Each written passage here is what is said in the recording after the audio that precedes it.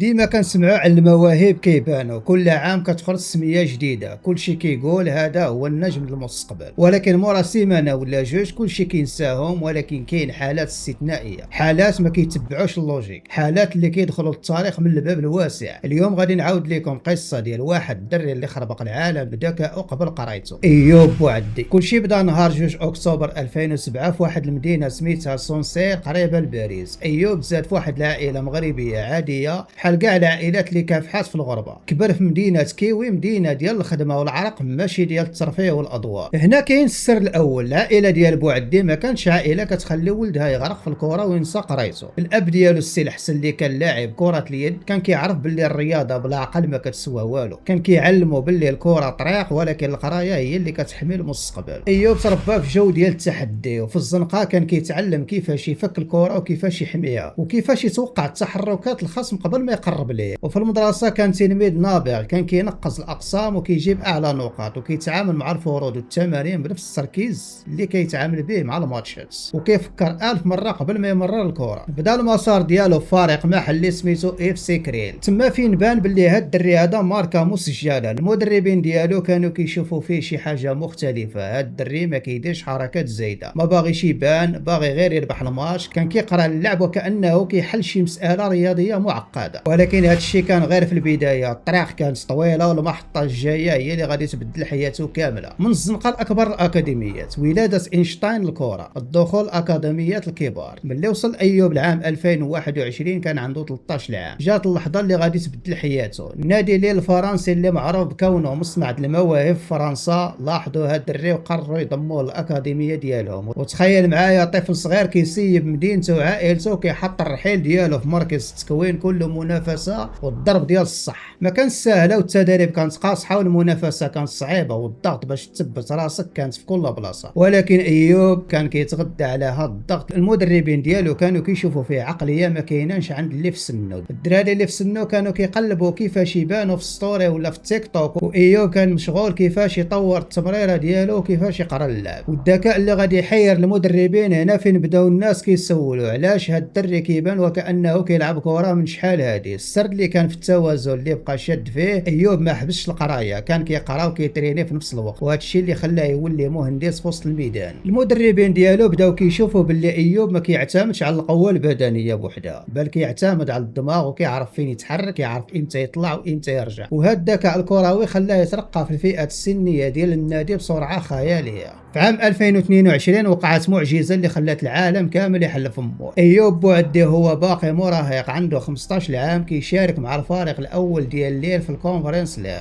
هذا النهار ماشي غير ماتش، هذا النهار كان ميلاد اصغر لاعب في تاريخ المنافسات الاوروبيه، حطم ارقام قياسيه وتجاوز الدراري اللي كانوا كيشوفوهم الناس معجزات. الناس اوروبا بداو كيسولوا شكون هذا الدري اللي دخل قدام الكبار بلا ما يترعد. تما فين الصحافه الفرنسيه والاوروبيه بدات كتطلق عليه لقب اينشتاين لكره القدم، حيث كان كيشوف الماتش بحال الا كيشوف شي معادله رياضيه. الجمهور كان كيشوف لاعب واعر، ولكن ما كانوش عارفين باللي ايوب كان كيقرا في المدرسه وكيحقق اعلى نقاط. في الوقت اللي كان كيتسنى يدخل يواجه الانديه العملاقه في الدوري الابطال اوروبا كان جوكر حقيقي، تلميذ متوفق في القسم ولاعب محترف في الملعب. بينما الناس كانوا كيشوفوه كمستقبل الكره الفرنسيه، كان كاين قرار كيطبخ في الداخل ديالو، قرار غادي يخلي العالم كامل يقلب الطبله ويغير مجرى القصه. ايوب بوعدي ما بقاش غير موهبه شابه، ولا دابا جوهره وكلشي كيتسابق عليها. المنتخب الفرنسي اللي تربى ايوب في المنظومه ديالو ولبس قميصه في الفئات الصغرى، وحتى شارت القياده ديال المنتخب اقل من 21 سنه كانت باغا يضموه ويكون هو المستقبل ديالو. كانوا كيشوفوا فيه الوارث الشرعي للاعبين الكبار في وسط الميدان. الضغوطات بدات كتزيد والناس المحيطين بايوب كانوا مقسومين، كاين اللي كيقول له مصلحتك في فرنسا وكاين اللي كيقول له شوف اصلك فين. وايوب كان كيتسنى اللحظه المناسبه، ولكن في الداخل ديالو كاينه شي حاجه كتحرك كل ما شاف المنتخب المغربي كيلعب. بعد المونديال الاسطوري ديال 2022 المغرب ما بقاش غير منتخب ثانوي، ولا مشروع نخبه كينافس الكبار. ايوب شاف التضحيه، شاف الروح، وشاف الجماهير المغربيه اللي كتدعم ولادها فين ما كانوا. وسط الصراعات كامله ايوب دار اللي ما كانش متوقع، في لحظه شجاعه قرر يختار الاصل واختيار المنتخب المغربي. هذا القرار ما كانش غير اختيار رياضي، كان اعلان هويه، رساله لالاف الشباب اللي تولدوا برا. ممكن تلعب في اعلى مستوى ولكن قلبك كيبقى مغربي.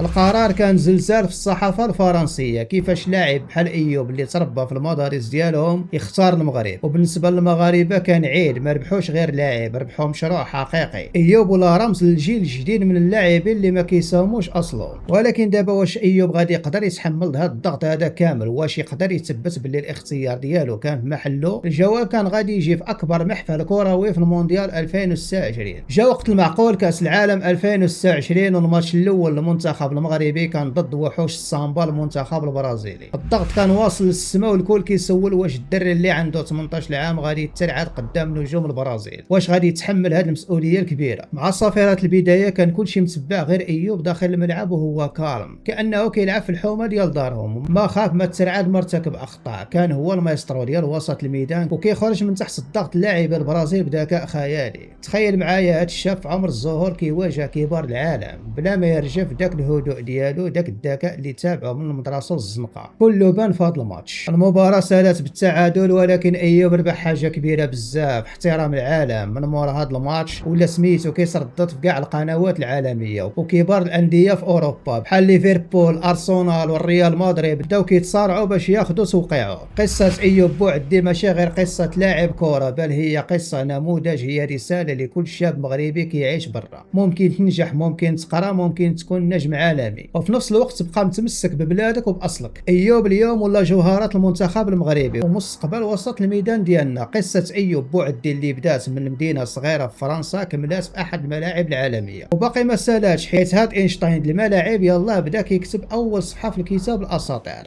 ما شاء الله. وهكذا كتبقى قصه ايوب بوعدي قصه طموح ما كيعرفش المستحيل، قصه ديال واحد الشاب اللي يقدر يجمع بين الموهبه والعقل وبين الانضباط والوطنيه. ايوب هو مجرد بدايه لجيل جديد، وحنا في قناتنا كنحاولوا نقربوكم من هاد القصص اللي كتلهمنا وكتحفزنا كاملين. ما تنساوش الموهبه بلا قرايه والانضباط كتبقى ناقصه، ولكن ملي كيتلاقاو بجوج كتصنع اساطير بحال بوعدي. الى عجبتكم هاد السلسله وهاد السرد ما تبخلوش علينا بلايك وشاركوا في القناه باش يوصلكم الجديد، وما تنساوش تخليو لينا في التعليقات شكون هو اللاعب او الشخصيه اللي بغيتونا نحكيو قصه في الحلقه الجايه. كان معكم فؤاد السباعي، تهلاو في راسكم ونشوفكم في فيديو جاي وقصه جديده. تشاو.